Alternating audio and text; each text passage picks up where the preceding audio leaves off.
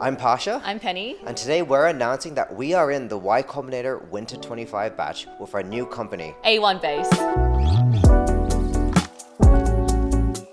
So this isn't our first time doing YC. In 2019, I was the co-founder of a company called Forage, where we helped millions of students learn what it's like to get jobs with the best companies in the world.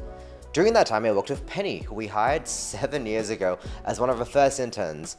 You started as a software engineering intern, but you grew up to be a great product manager and engineer. Oh, thanks, Pasha.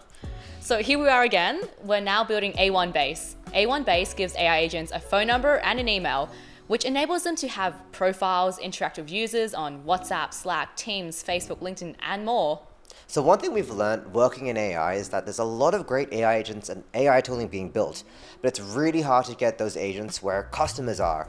A lot of the time, AI agents are locked within these walled gardens of chat screens, and we're building the infra for any developer out there to get those agents talking with anyone else in the world as if they were a real coworker or employee. And we're doing all of this with a layer of trust, safety, and regulatory built in from day one. One of our key insights is that the last 40 years of the internet has basically been built to stop bots and spammers getting to humans.